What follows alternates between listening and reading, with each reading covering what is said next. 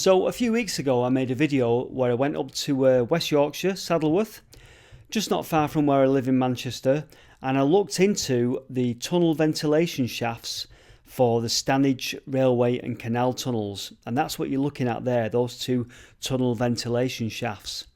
Now the one on the left there is the nearer one to us, and I managed to get my GoPro on a bit of a stick on a pole, and I looked over the top and into the shaft. The tunnel ventilation shaft on the right that you're looking at is further away and it's much taller, and I couldn't look into that one. But guess what? I was filled with curiosity as to what that other one was like, the one on the right, the much taller one. So this video, and if you'll indulge me, is to do with my fascination with these tunnel ventilation shafts and my attempt at going back there to have a look in that one on the right, the much taller one. So please forgive me, it's a load of trivia, it's my fascination with these sorts of things, so here's my attempts to look into that tunnel ventilation shaft that we didn't see into last time. Hello, welcome back to another video. Well, I'm back on the moor, Saddleworth Moor. It's actually called Pule Hill Moor, this one, and I'm back at the tunnel vents for Standedge Tunnel, because you know, when you make a video and you go away and the video raises more questions than what it answers. So I'm back here at the tunnel vents, if you remember them. So a couple of things I want to do today, just to tie up some loose ends. The first one, I brought a piece of equipment with me that you may have saw me carrying up the hill there. Then I'm going to try and ladder this tunnel vent and see if we can get up here or look inside this one. If you remember the other video on All Well on the Moors, in that video we could only look down that tunnel vent there. So this is the vent we looked over last time with the GoPro on a pole.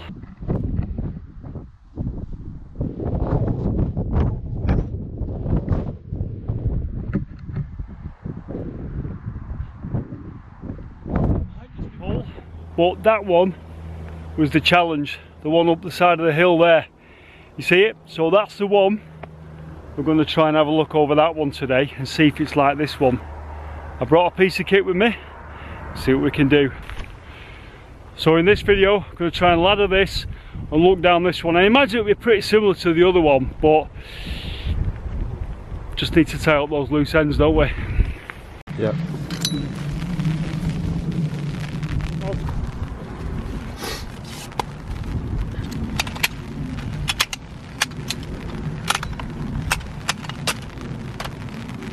I was worried whether it's going to be high enough, but it might just do the job.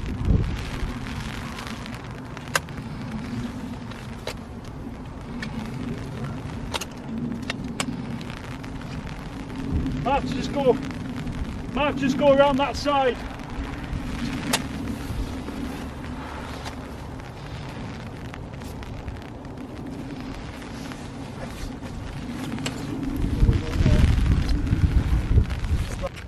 Give it a go.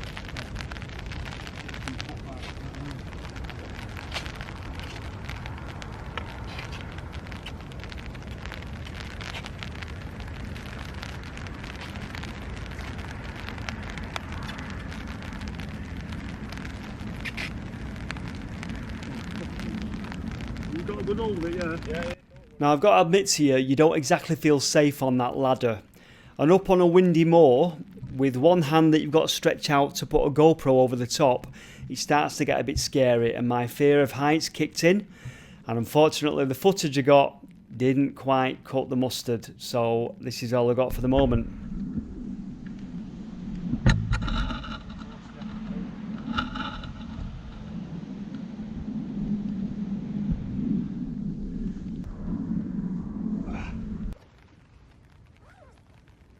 So we had a second attempt, and my much braver friend Paul decided that he would have a go, and we repositioned the ladder.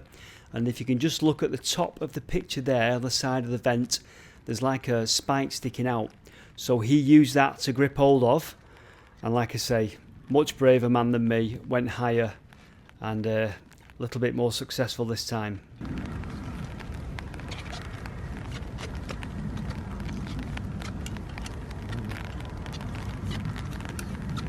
different matter when you go over that.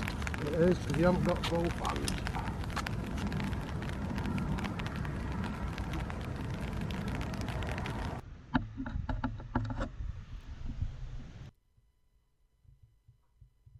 And there it is, there's the shot. A straight drop down.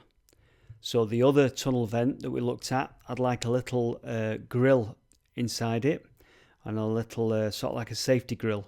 This one is a straight drop. Incredibly fascinating that. Now how deep is that? Well, stay tuned to the video, because in a moment I'm going to do a little experiment to see if I can find out just how deep that shaft is, or that ventilation shaft is.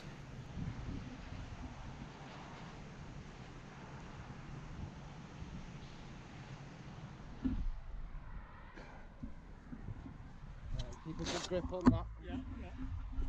Right, I must admit, I couldn't go to the very top of the ladder. I'm not good with heights, so I started to go a little bit. This man here, Paul, who I'm with today, far braver than me, went up, got the shot. Nice one, pal. No worries, thanks mate. for that. Cheers. Sorry if you could hear me knees knocking. Yeah, his knees were knocking as well.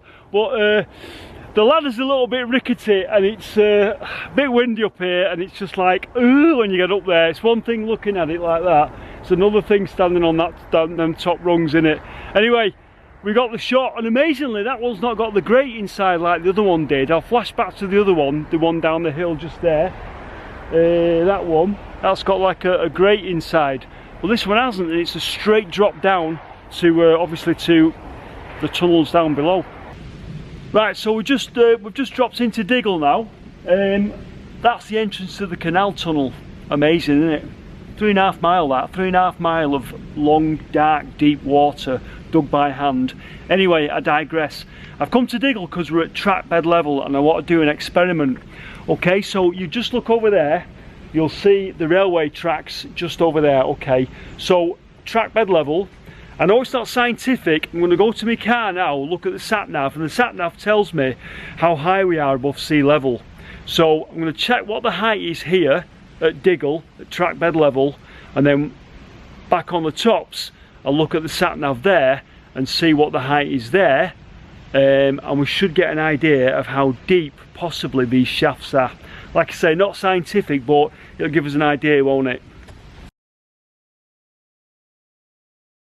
There you go, 680 feet above sea level. So let's go to the top now, to where the tunnel vents are, and we'll see what the sat nav's saying then regarding where we are height-wise sea level.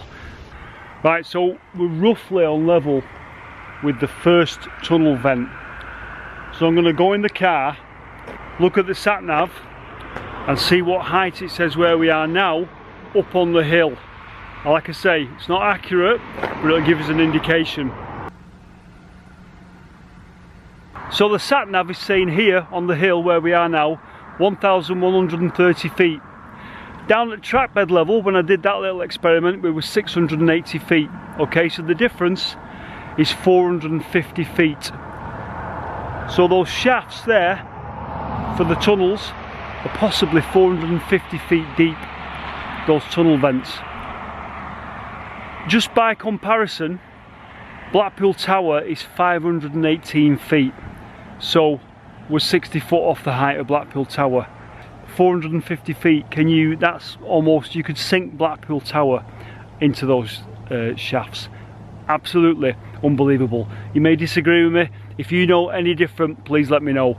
But the depths on those tunnel vents is mind-boggling. Absolutely mind-boggling.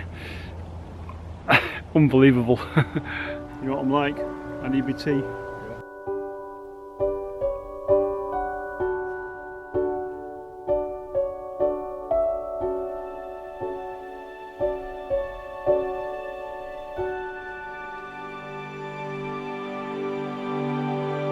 So one last thing before we go, we're going to investigate. We're going to investigate that. We're going to have a quick look and see where it goes, because it looks very interesting.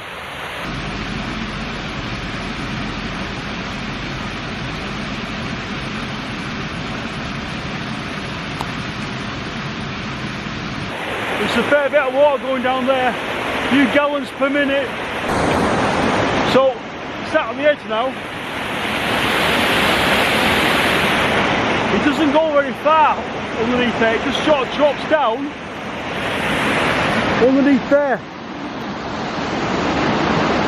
Underneath that road there. And comes out just on the other side. I think that's a man-made road.